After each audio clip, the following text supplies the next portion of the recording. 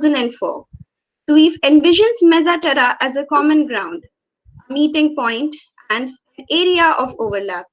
This particular episode of Mezzaterra is a public outreach event of the Technoculture project led by Dr. Rashmi Soni in collaboration with the students of the MA in English and Cultural Studies program. Adhering to Sweet's term in letter and in spirit, our webinar aims to create a similar kind of space, a common meeting ground for anyone who desires a space to communicate, most importantly, a space to question. In the postmodern world that we live in today, our experienced realities shift constantly, urging us to question the solidity of societal constructs. These constructs not only shape an individual's identity, but also generate narratives that hold the potential of shaping an entire community's identity. Thus, we find ourselves constantly inspecting the narratives that we come across. However, it is when all the historical accounts, archives, and recordings focus on one particular aspect of a past event that biased narratives are generated that eliminate any opportunity for varied opinions to exist. As a result, often history and historical narratives act as homogenizing tools more than as recordings of past events. To extend along these lines and to discuss the possibilities of treating art practices and resultant cultural artifacts as mnemonic devices to locate the deliberate erasures of various historical narratives, we have Ms. Avani Sethi here as our guest speaker for today. Ms. Sethi is an interdisciplinary practitioner with her primary concerns lying between culture, memory, space, and the body. He conceptualized and designed the Conflictorium, a museum of conflict situated in Ahmedabad, Gujarat, and currently serves as its artistic director. She has been writing and speaking about the potential of small museums as a holding space for social justice processes and the necessity of building care-based ecosystem. He has also co-curated Mehnat Manzil, Museum of Work in Ahmedabad, which focuses on informal labor and migration. Trained in multiple dance idioms, her performances are largely inspired by syncretic faith traditions and sites of contested narratives. He has been continually interested in exploring the relationship between audiences and the performing body. It gives me great pleasure in welcoming Ms. Sethi, who will now speak for about 40 to 45 minutes, which would be followed by an interaction with the audience. I request you all to please type your questions in the chat box so that we can take them at the end of the talk. Over to you, Ms. Sethi. Thank you, Mukta. And it's really a pleasure to be speaking to students. In a sense, you were talking about Mezzaterra, and I was thinking of, at that point of time, I was thinking about how, in a sense, the Conflictorium was a project initiated from a very similar value frame, was that we needed to build spaces in the city where we could come together, share ground, and talk about things that we very often differ on. So thank you for that frame as well. I want to share a little presentation with you. So you might need to enable me as host or something. Just a minute, we'll do that. Yeah.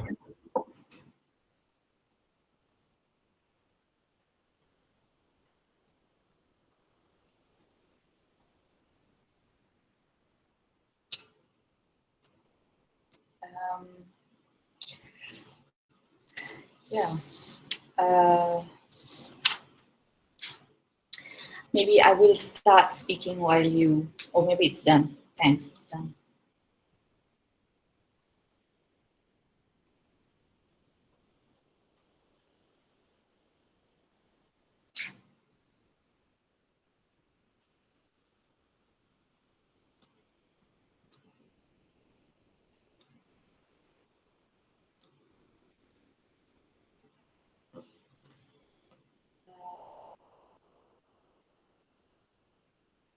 Okay.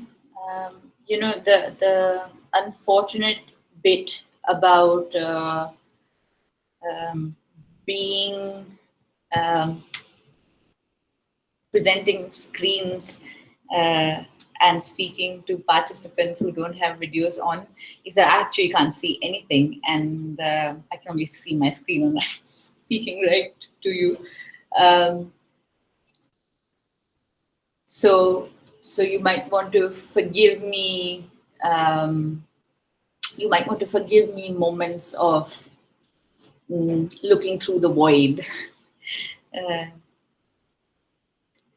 So, for those of you who were curious earlier about what the Conflictorium is and does, and have looked up the Conflictorium, thank you. And so I'm going to respect that and keep it brief, in fact, for those who didn't do that.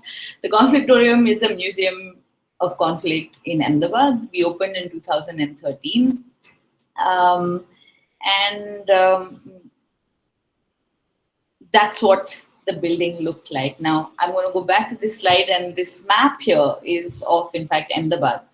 Um, Ahmedabad has, and Mukta would know because Mukta grew up in Ahmedabad, that Ahmedabad has the Sabarmati River that flows right through the city. And in some senses, the city is divided in multiple kinds of binaries, and this river becomes a symbolic division of those kinds of binaries. So it is a binary of, um, say, simple binaries of society that you can think of, rich and poor, of religion, often of caste. Um, it's also then binaries in which where violence is visible and invisible. It's also sort of embodies binaries of where development can be seen, where it cannot be seen, etc., etc. And or also between the simplest and the earliest, which is old and new. So one part of Ahmedabad is the old city, and one part is the new city. And the Conflictorium's building is located in the old city, which is in Mirzapur. So I may refer to Mirzapur as the area in which the Conflictorium is located. Um, the building used to belong, it was actually the home of someone called Bachu Nagarwala, who used to live there. She lived alone. She was Ahmedabad city's first trained hairstylist. So she went to Bombay in 1942, trained herself in hairstyling, came back with a certificate and started a salon, a hair salon in this very building where she lived. She was Parsi and she had no children. Now, why I am sharing that information is because Parsi laws actually, within this question of passing down property, if you are heirless, then property generally goes to the Parsi panchayat. So anyway, she died, lived a glorious life and died at 92, and donated the building to an organization called Center for Social Justice, which then for a little bit ran a center from here, or rather more than a center, it used the space to store case files, because they are an organization working across Gujarat and the country in legal aid. So this, in a sense, became storeroom for those case files. Now, I arrived at this building in 2013, in fact, as a design student who was studying in Bangalore back then at Srishti, looking for a diploma project. And when I came back to Ahmedabad as a very angry kind of student, because you'd grown up in Ahmedabad, and for those of you who are Mukta's classmates, I don't know whether this contextualizes anything for you, but when you have grown up in Ahmedabad and you have been witness to everything that you have been witness to, and have had no spaces to really talk about that kind of witnessing constantly. You're looking for every opportunity, every institutional opportunity to resolve, in a sense, how you grew up and what you grew up seeing. And I also understand that this conversation in many ways is also an extension of that sorting out, maybe even for Mukta. So when I arrived at it as a design student, there were there were questions of you know, what kind of space am I looking for as a designer? Because I came to it, I came to Ahmedabad as a design practitioner, and I was entering the question of conflict or the question of violence per se. I'm making oblique references to Gujarat's contemporary political history, not me, also its social history. That those of you, meaning I feel like we are also in a place where uh, that history is now linked to Indian political present in a kind of, in a forever kind of way. So therefore I am taking certain liberties of thinking that you would, you as the audience would know what I'm referring to. But after all that witnessing, you come to a building which is in Mirzapur. You're asking some really fundamental questions to a building, saying what is its past, what is its immediate historical past, what are its past lives, what is its location, or what is its location context, etc., etc. And Mirzapur is this kind of um, um, is really has been a melting pot of communities. So, for example, right around this building, which is a little Parsi courtyard with 4 buildings that belong to Parsi families, who over time have all vacated the building. There's a CNI church diagonally opposite, the Polytechnic or the RC Technical College, which was Ahmedabad city's first technical college. The district court is about 200 meters down, and then we are nestled right between the Chalti Peer Ki Dargah and between a Sai Baba temple. Right behind us is a community that is forced into manual scavenging work. One side is the Devi Puja community, and on the other side is the Muslim community. So this is the physical location of this museum. Um, so from here, we slowly were able to restore and repair this building because also falling apart, and then opened in 2013. Um, and you know, I'm looking at this slide and saying, why would it say center versus museum? Or sometimes you can replace the word museum with another center, right? So you're up against, as when you're thinking of historical narratives, you're up against, you're in fact acting as the center very often. And when that the thing about that is that within Gujarat, um, every narrative and every data is liquid, right? Um, it's fluid. It's, you can, there's tactility to it. You can mold it, shape it to suit narratives of power at most times. And so, in a sense, we have had about 2 decades of active narrative forming within the state and then expanded to the country. Now, when that is our reality, one asks some basic questions like what are the tools through which this kind of narrative building is happening? The museum, then, of course, is one big tool. But there are others also. There are the archives. There are the more immediate tools like textbooks, and of course the media and so on and so forth. So there are many tools all on a timeline of how they choose to operate, of what kind of timelines they are either extended or sort of shrinking within. So,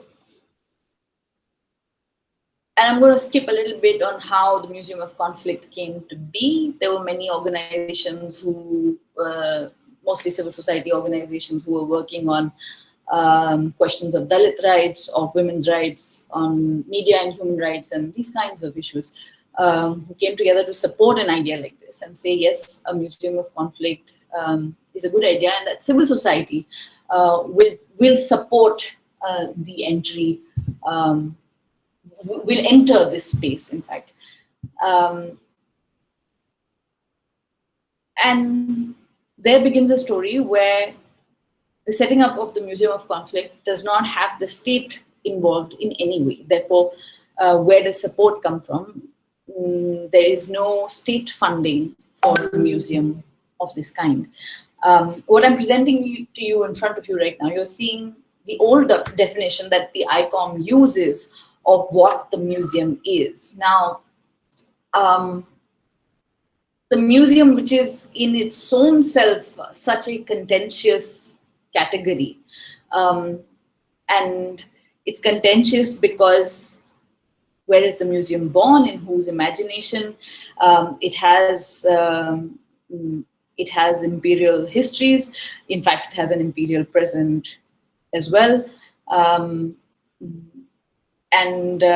we have seen the first museums in the world come out of imperial plunder, where imperial subjects and their objects are put on display in foreign lands as prizes of victory and things like that. Or later on, we see the museum becoming a repository of war victories or plunder after war, etc. So the museum itself as a category has a certain kind of violence attached to it, exactly like archives do, because where is the archive generated in the first place? Now, when we then come to an Indian context and we say, we have a bunch of museums, and we've done some kind of research just within the city of Ahmedabad, at that point of time, back in 2013, small and large, so collections and public museums included, there are about 22 museums at that point of time operational, with barely any footfall. When you pulled out an average and you removed the Swaminarayan Temple Museum, which has unbelievable footfalls, but you remove that particular one, from that, at that point of time, the average footfall was 14 people annually. So those are the number of people going to museums now. And so in a sense, you feel like, oh, you don't even need to take that category so seriously because who's going to a museum? But yes and no, because the museums have forever had a potential to be public spaces, which they never became. Amongst all the violence that they inherit in any case. So in 2019, the ICOM was discussing a potentially new definition of what the museum could be. And this is on the right is the definition that was proposed. And I say proposed because it actually never came through. To think of, it's quite an interesting definition where there's conversation about democratizing spaces, making them inclusive. There are conversations around human dignity and social justice. There's questions about equality, transparency, etc., which would have been quite a leap of imagination for the museum worldwide. But in 2019, a meeting concluded that this was not a definition that they could accept as definitions of museums. Surprise.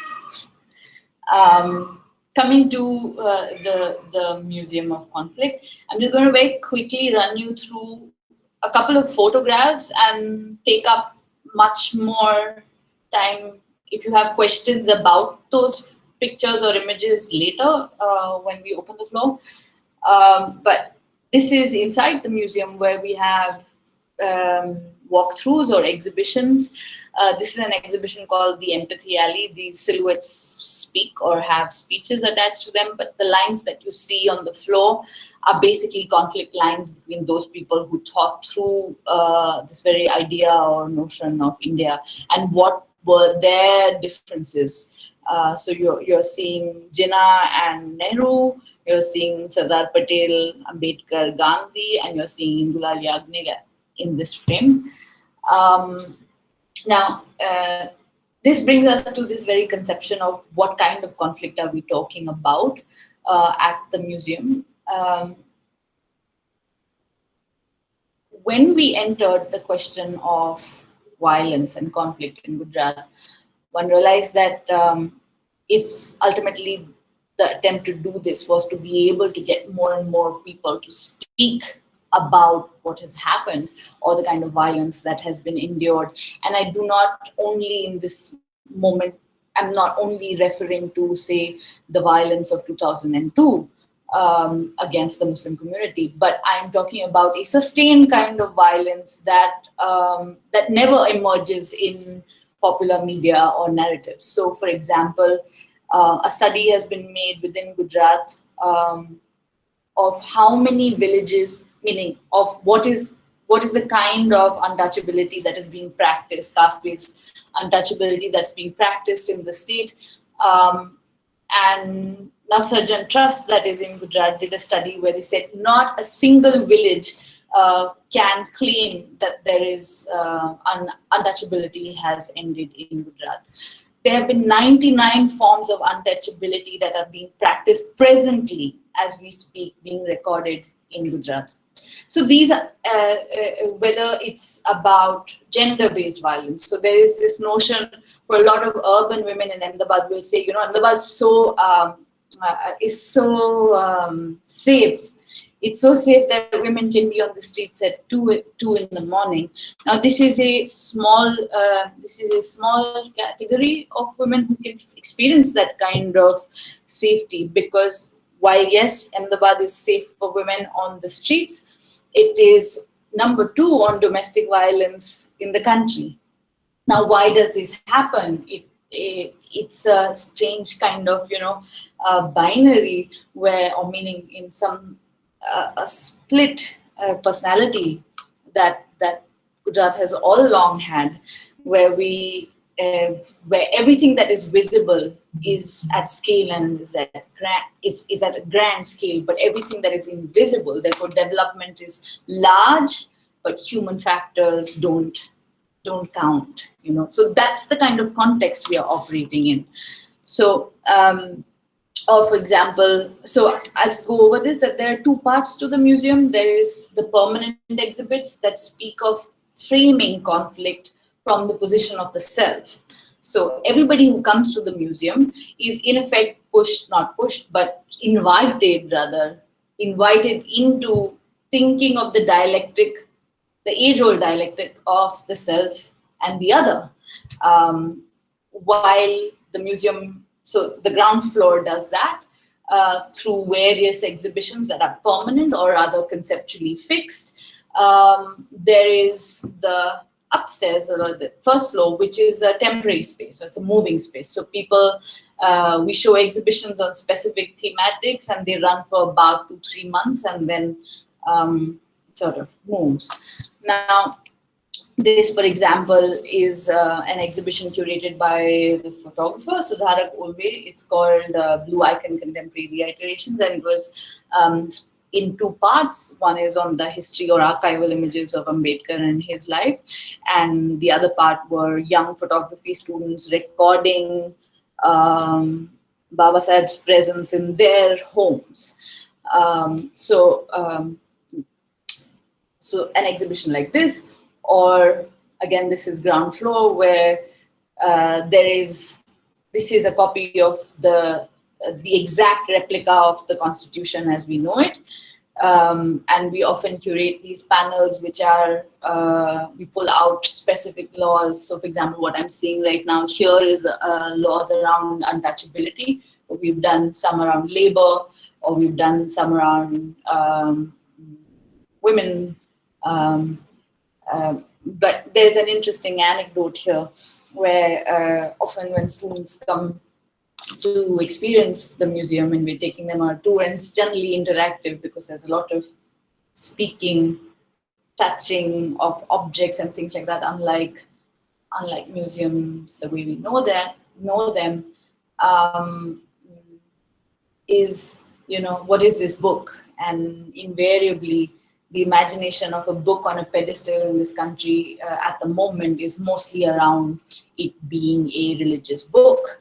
The imagination that we're bound by a constitutional morality over, say, a religious morality, is very, very far away. So while we speak of the Constitution on one hand, we also discover every day that um,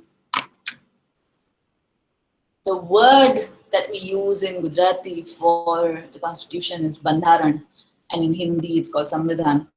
But these are two frames that are still far, far away. Sometimes a lot of visitors may not even know that there is such a book that binds us, and that may tell you a little bit about the range of visitors that we may get. So they're not necessarily only English speaking, and they are not necessarily only literate, or they're not always able to read written word. Um, Now, this is something where we move from this kind of large, the political, then the social, but also trying to contextualize that this understanding of conflict is actually fairly personal, and that no historical narratives will be possible without actually having singular individual voices. Now, these are jars, and these jars are open for anybody to leave objects from their life that exemplify conflicts that they have experienced. So people leave behind little objects and write little stories or notes about what this object is, in a sense almost aping that kind of glass box that we know from the museum that keeps precious objects, just that we're questioning what to us is precious object, or what is precious history in that sense. And therefore these jars have a range of objects from someone's left little coins from when they traveled somewhere, someone left cigarette boxes, women have left bangles behind, their clay toys. So there are a range of objects and a range of stories that are in these jars. Now, and of course, all of this from memory, right? Like, now, the question of the relationship between memory and museums is quite fraught, because how we understand museums are actually very far from memory. Museums are static, have been static spaces where objects exist from the past, quote unquote, the fixed past, and that there is evidence of this past, and these artifacts, in a sense, in the museum become that evidence for past. Now, for that past, now what do we do with the past that nobody wants to acknowledge? Nobody wants to acknowledge that there has been certain kinds of violence that have taken place, and how do we find vessels, or how do we find ways of remembering that very past? So we can either do it through this kind of testimony building, and to understand that testimony might be testimony to a much larger culture of violence that we are inhabiting for a very long time. So the tendency to think of, oh, Gujarat, meaning I'm quoting now from popular imagination, I don't know, meaning that, oh, Gujarat has largely been a peaceful state, but and 2002 is just an aberration. Now, this is a myth in many ways, because what is peaceful, and and how much conflict. In fact, the state of Gujarat, which was separated from the Bombay presidency, was formed in 1960 on the 1st of May, and that's when it became Gujarat. Even the birth of Gujarat was of a linguistic conflict with Marathi-speaking Bombay presidency and Gujarati-speaking Bombay presidency. So this very inception of that we are conflict-free as a society, in fact, is such a dangerous trope that is then kind of multiplied constantly. Um, Upstairs there's a tree that caves in, and there's something called the sorry tree, and people are free, and it comes towards the end of your visit. People are free to leave notes behind, and again there is a range of apology. I feel like this is the biggest accident that really happens within the archive, is an examination of the self. So invariably, because the questions can often be that they can evoke an emotional response because of the nature of the exhibits that tend to play in the affective realm. Um, they what may I say, that there is this is the moment when a lot of people um, feel uh,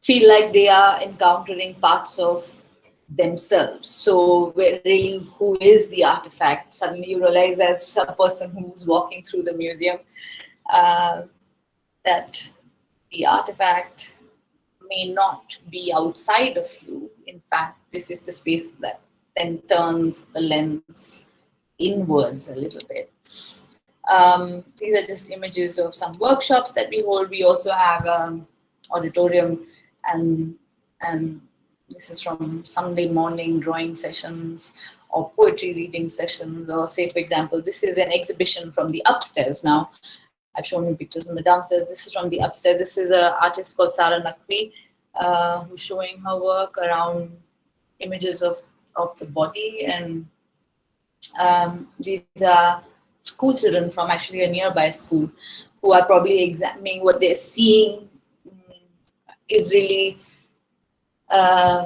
meaning this is a conflict they experience every day, right? This imagination of what women's bodies are and how they must be hidden, and then they're seeing a sanitary napkin being embroidered in silk and crystal. That's one drawing there, or it's like an embroidery. And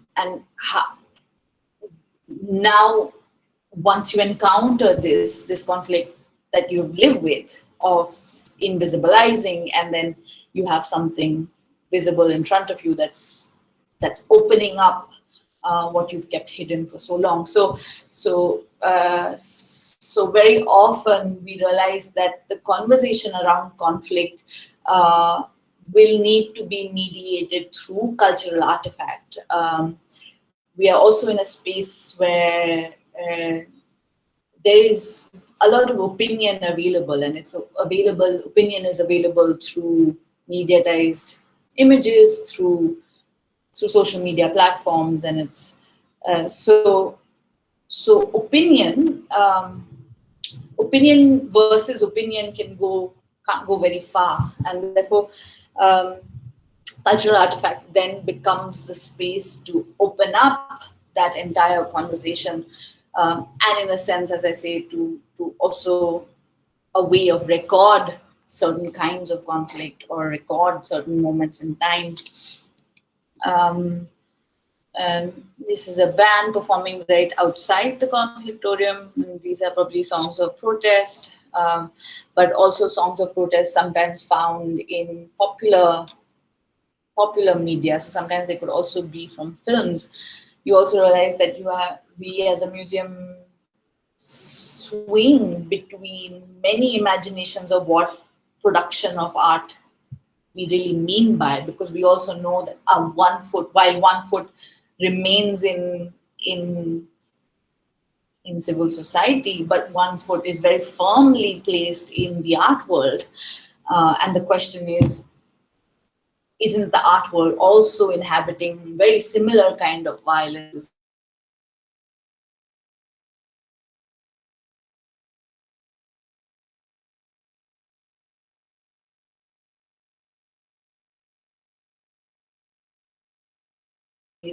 Within gallery spaces, within museum spaces.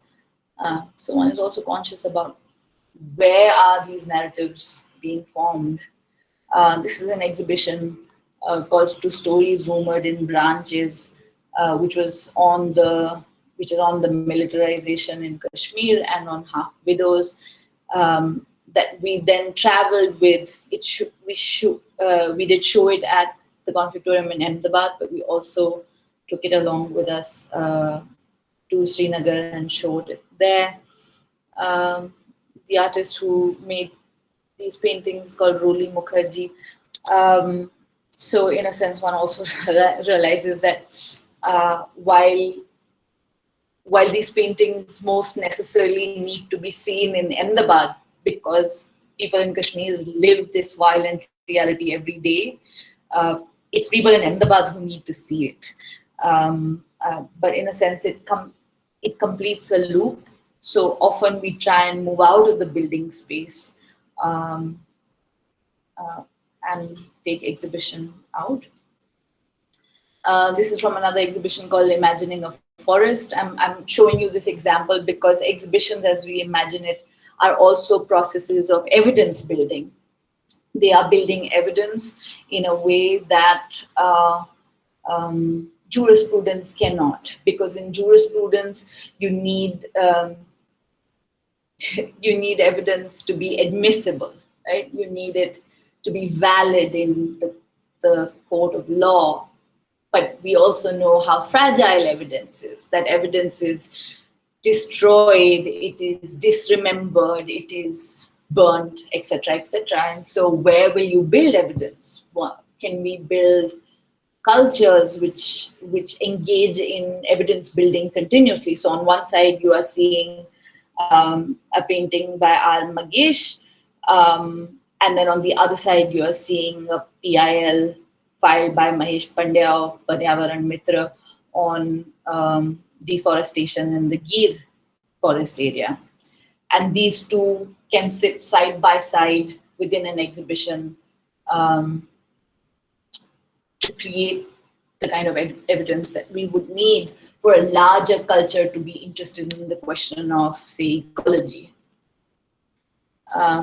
This is another exhibit from Words of Us Seeing, which is mostly, this was an exhibition with women and their relationship with text. And there's more on the internet, so I'm not going to go into detail. With this, I have spoken about how I am increasingly seeing that the archive will have to sort of one way, of course, the one way of thinking about the archive is through these kind of frames of reimagination or re-archiving or things like that. But I am really at the place where I'm thinking through, uh, you know, what is the currency of this repetition of the archive at all, and how much of a museum's work or museum of conflict can think of evidence. And so it brings us to someone like Baran Ijlal's work, who was a resident at the Conflictorium, and she made a piece called Change Room, which records women's experiences with sexual violence anonymously. And so it's also an ongoing project where she continues to record. So in a sense, the museum then also becomes an ecosystem to further record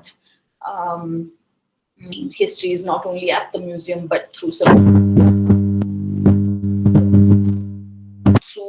archives or through imaginations of archives. This is Shiva Gaur, who also was a artist in residence who works with this kind of this strange line where if you are an artist from, say, a particular community, if you're tribal, then you will be always called out, like you will always be framed as a tribal artist. But Shiva was trying to make a point that I'm an artist and I don't want to only speak about being a tribal artist, and I have a point of view on militaries, I have a point of view on economies as much as forests. So his entire process of thinking of cultural objects versus everyday objects and how they actually cross over to the other sides all the time. Um, and in the end, what does this kind of practice do? What does this kind of evidence building within the archive, within the museum, do to a larger culture, to the culture of the city, which is where the original question started, saying how did we become a city that has inhabited such a culture of violence in our life? In a sense, then this is um, uh, hopefully that this culture of evidence building is so deeply connected to justice processes, and whether justice can become cultures, um, um, predominant cultures that we live with. Now, this is a photograph right outside the museum, and the picture on the left is our neighborhood, and the picture of the right is in fact taken from the Sorry tree. And uh, Mirzapur also comes under the Disturbed Areas Act, which means that we have a highly militarized presence at the drop of a hat. Um, yeah, and this is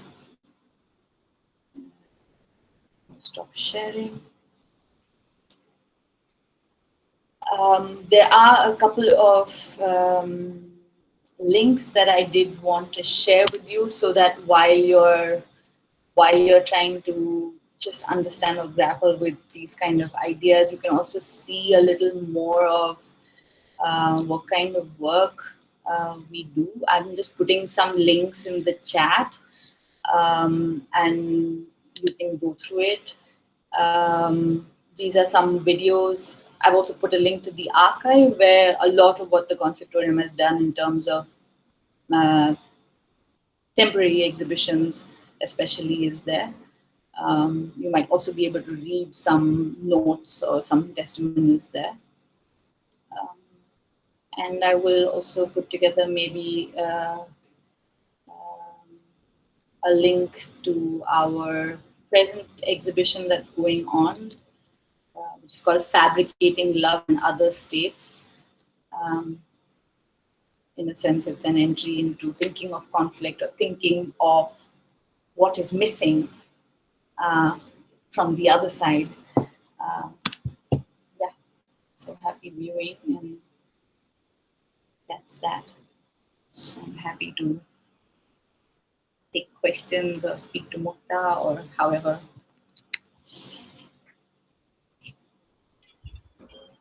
Thank you, ma'am. So I guess I'll start with the question so that maybe other people can be encouraged and they may get encouraged in us. So when you mentioned about Shiva Gaur and you said that he's a tribal artist, but he is very much willing that his identity does not get only limited to being a tribal artist. In that sense, we do think that the human body in itself becomes a site of it's a site of contested narratives because we're constantly developing the identity of ourselves based on the surroundings from which we are from which we get affected. So in that sense, do in any way historical narratives hold the power to change that identity or of an entire community's identity, because the body is adapting every day to its surrounding. So in that way, can these art practices or art cultural artifacts have an impact on human identity and help it change? Um, I think, how do we think of this work of culture making, or making artifact, or engaging with cultural production, right? Ultimately, that question is so closely bound with identity building. Where are our identities formed? At what junction of thinking through? So, for example, um, while representation becomes such a contested issue in a museum which calls itself the Museum of Conflict, is that would you have quote unquote well-meaning artists speak of other people's conflict? Would that be a valid expression? Maybe not at all. Because you speak from an identity position, and that's the underlying way of even curating at the Conflictorium, right? So the human body is not only, it's also a repository of what is past, right? It's not only in the present, in the here and now, but it sort of, it embodies um, so much violence of the past as well. And I certainly think that the production of cultural artifact is a way of responding to that intergenerational, intercommunal kinds of traumas that are then mitigated.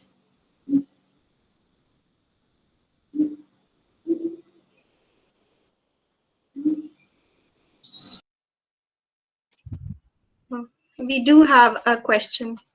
It's in the chat box. I'll read it out.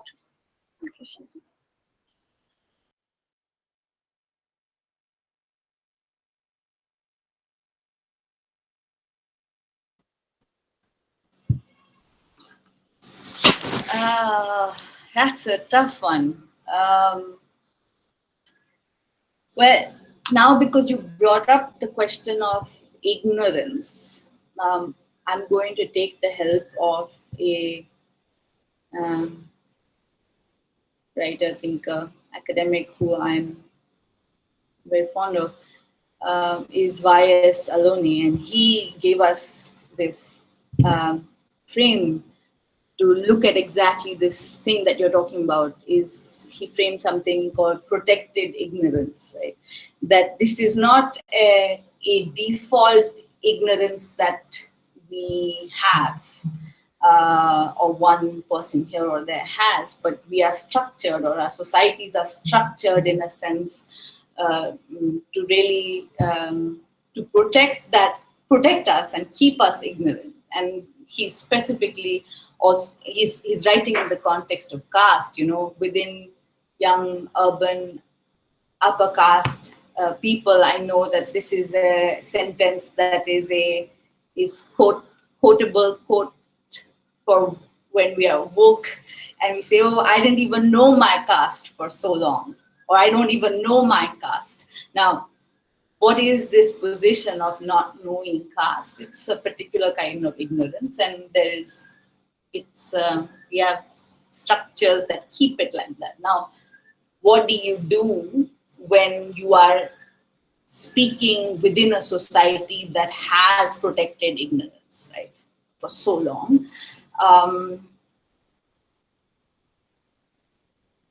I mean, there are many, many, many artists who are doing some really fantastic work to do that. I don't know whether all of you are on social media, I'm sure, and Anurag minus Burma has just put up a podcast which is being shared a lot, and maybe you can go and hear a little bit about it. It's about stand-up comics, and how they can be extensively castist, or they have been.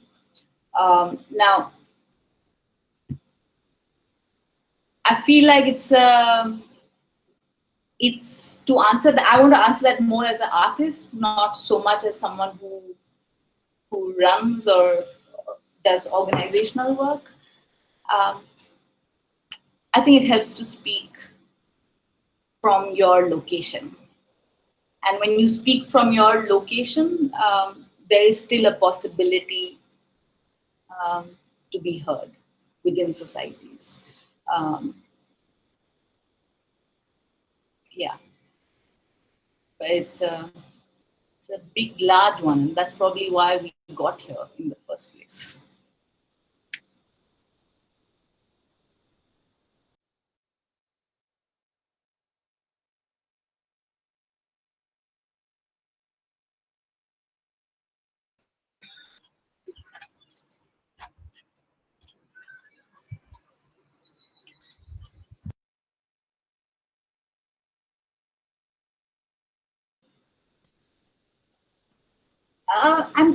Actually, I'm not very sure whether a conflict-free society is a utopian idea at all in the first place.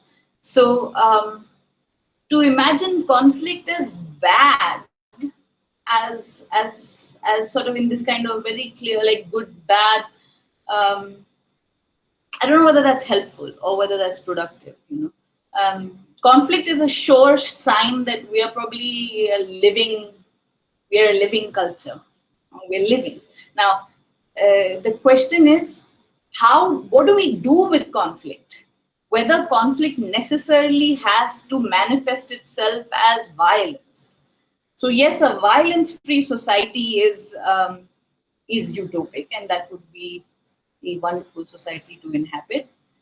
Um, but as human beings, we live with difference, right?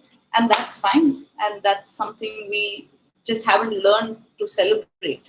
So we are within this project of nation building or society building, obsessed with this idea of homogeneity, that everything must be the same, everything is similar.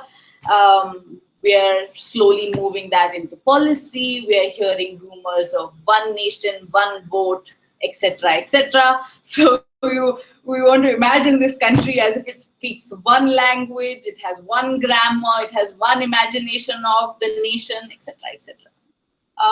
So that is the fault of our imagination, of whether we rely on sameness and celebrate sameness, like sometimes in lots of cultural groups or people who are trying to define themselves, we often say we are like-minded. Now, what the hell is like-minded?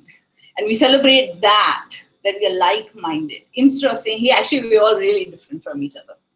So where are we placing celebration? At sameness or at difference?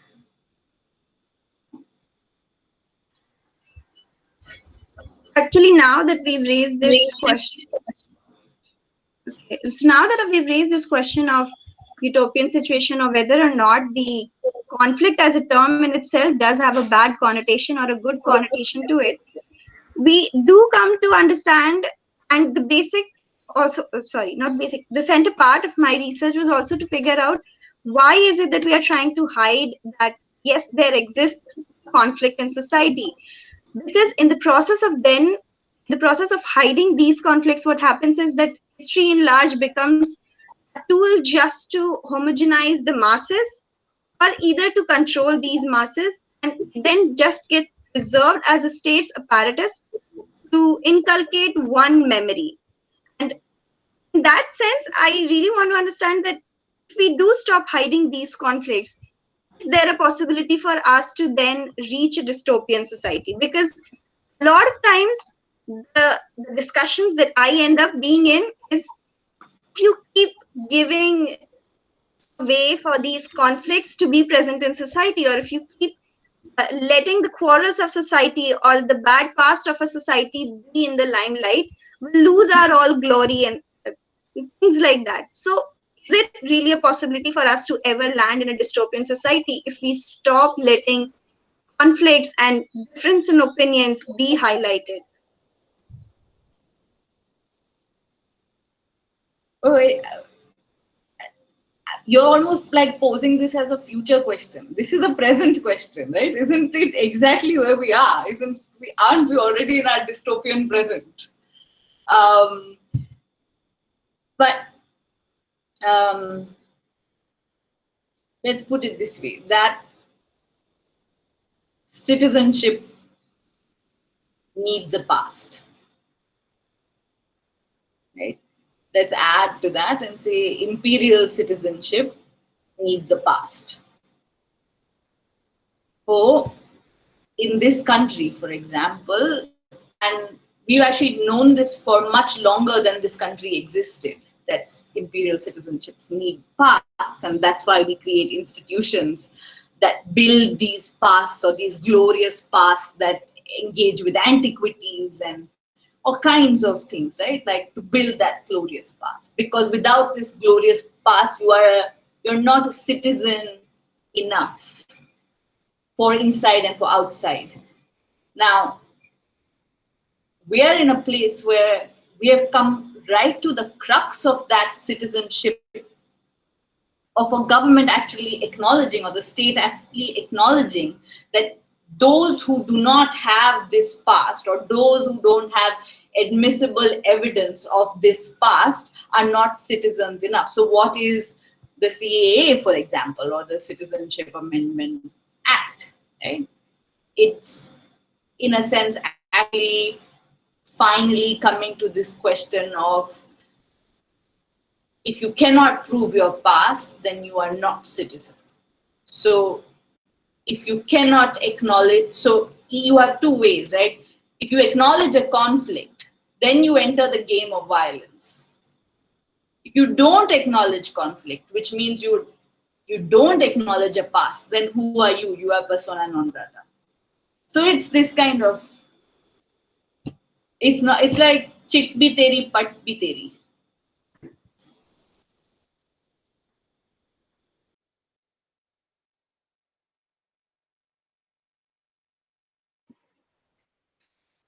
Mukta, may I add a word while we wait for questions? Yes, ma'am. Okay, hi Avni. It was such a delight listening to you, and I grew up in Baroda, so I totally get what you were, alluding to very diplomatically.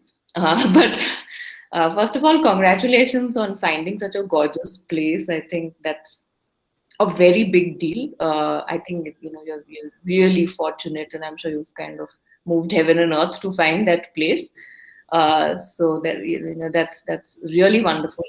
And well, I mean, and thanks to Mukta actually for this introduction, because I had no clue that there's a museum like this in the country. And you know that I used to teach at Trishti some time ago, and I did do some teaching around museums, and the museum without walls was everybody's favorite, and all of that. Um, and we used to speculate about why is it that we don't have a museum of accidents in this country, or and so I think the Conflictorium in many ways is the kind of museum that everybody wants to put together, but you've managed to do it. So congratulations. Um, and the person that I was thinking of actually as I was listening to you speak was Rajmohan Gandhi. And I'm sure you know his work, Revenge and Reconciliation, which has had a huge impact on me. And, if you have a library in your museum, then, I think it would definitely be something worth keeping there. But he writes about how in the history of South Asia, revenge has always been a very, very strong. And actually, I just pulled that book out as you were speaking, and you would see it in reverse. This is for all the students. So you should get a copy, everybody who's listening, because it's a fabulous book, because it really solves so many of these kind of questions that we have about the myths that we've created about how we're the land that gave birth to Buddhism and Jainism, and everything is so peaceful, right? But Rajmohan Gandhi, and it's very interesting because he's actually Gandhi's,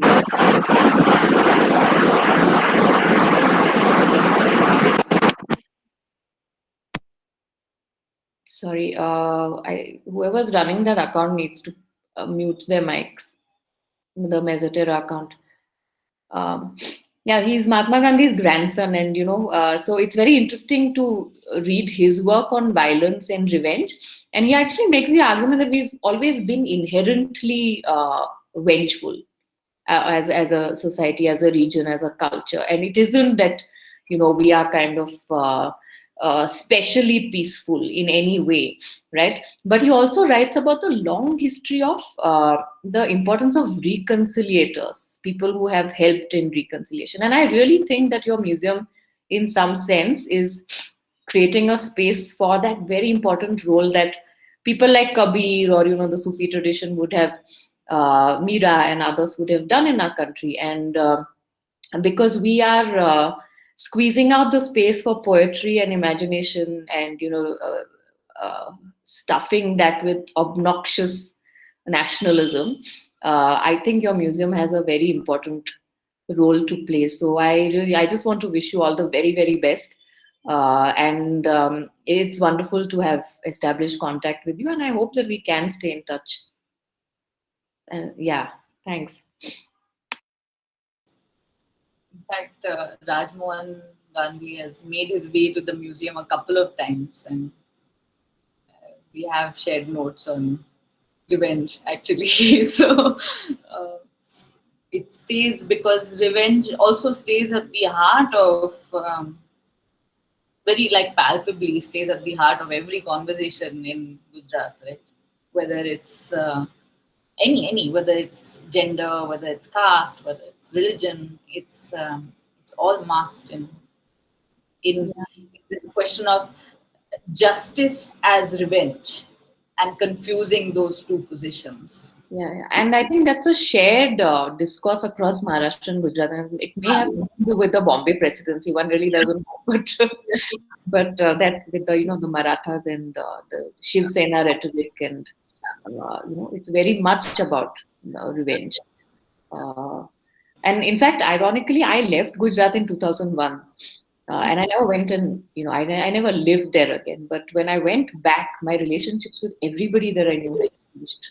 It was just impossible to, Anyway, let's not go there.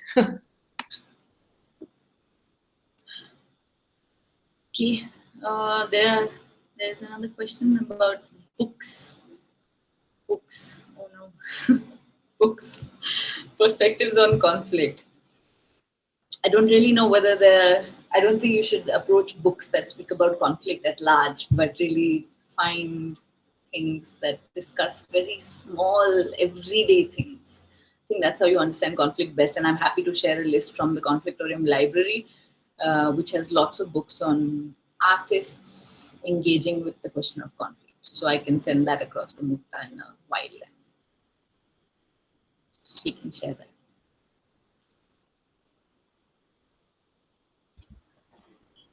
I think we do have discussed most of the questions also, and there are no questions coming. Just to have your personal perspective, because you talked about how we need cultural artifacts or something in evidence to discuss basically what the past does show or what the past has had to hold. In that way, there's a famous saying that if nobody saw a tree fall, did the tree really fall? But if we do not think of it, I mean, this does not seem like a great philosophical question, but then even if nobody did see a tree fall, tree has fallen. And there are no evidences to it. In that ways, even if we do have evidences and the evidence of a particular situation continue to hold their silence for some or other reason or for whatever reason, do we then say that this particular event of the past has in any way existed? This is reminds me of one really simple question that we have to answer very often in the case of sexual violence, for example. Who is it? Who is the onus on for justice? Who is the onus on to speak for those who experience violence? Is the onus on those who suffer the violence themselves? Is the onus of justice on them? So if you think in any event of violence, there are three parties involved. There is those who suffer the violence, those who are the victims, those who are the perpetrators, and then those who are the witness, right? So it's a triad of these positions. Anybody tells you otherwise, give them a good fight. That there's any but these three positions. Now, as witness, what is our responsibility as witnesses? Can we walk past? Can we move on? Do we hold it inside of us? Do we produce societal imaginations thereafter? Do we pass it on within generations? Because we're also talking about large timelines, right? So my sense is that the onus of justice is actually on the witness. Now, if that is true, then there's a lot of work to be done there, because there is a much larger force in the form of the state who will engage in erasure. They will have much more power, they will have much more money, resource to be able to replicate erasures. Right? That this never happened. You're seeing it today as we speak, actually, right? That all of us who've gone through a collective experience of a certain kind of trauma because of this pandemic, we have a state that is actively engaging in erasing that collective trauma. It's actively saying that these many cases, these many people didn't die. People are not floating, dead bodies are not floating on the river. The casualties are not as much as the media. So it's in fact consciously denying a collective, like an experience of collective trauma. Now, it is on us as witnesses, while in our case it might be that we are also the victims, but we are also the witness of this kind of trauma. It is on us to remember and to find ways of remembering, because that erasure, that erasure is going to be constant, right? So we are up against very systematic erasure, very systematic. So while you're talking about the tree and the tree falling in the forest, and if nobody saw it, then did the tree really fall? Does the forest produce an erasure over everything that's fallen as an ecosystem? So there is a tussle of time and everybody's favorite quote from Milind Kundera, no? किसी को तो पता होगा ये, there's something of man is about forgetting and wisdom, पता नहीं, या फिर remembering and forgetting. Look it up, it's very popular. It's almost like in Archie's cards now. It's that popular. So I'm forgiven to not remember it. Thank you so much. Thank you so much, ma'am, for that session. I do hope we get to stay in contact, because I really want to continue the research, as I did not get to do the exact part that I wanted to do. So as soon as the pandemic slows down a bit, I do want to visit the museum once again. So maybe we can meet then also. Yeah. So thanks a lot for that interesting sessions. And if we do not have any more questions, so we can conclude it. Thank you for that good session and your valuable time. Thank you. I just want to add my thanks as well, Avani. It was a real delight, as I've already said, and I'm very, very happy that this session did take place. So thank you for making time, and all the very best with the wonderful work you're doing. Thank you. Thank you. It was really lovely speaking to you. While many videos were off, but I also want to leave a note here that the Conflictorium is on Instagram and on Facebook and on YouTube and all those spaces. So if you are curious and want to stay in touch with the kind of work we're doing, you can follow us at the Conflictorium page. Okay. Bye.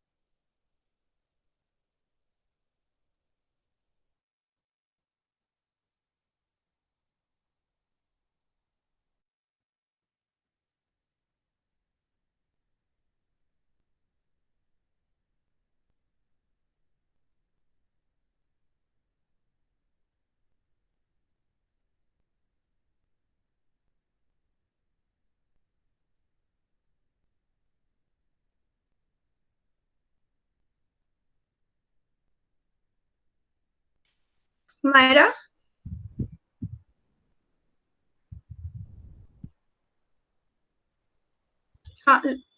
Let's conclude it, no?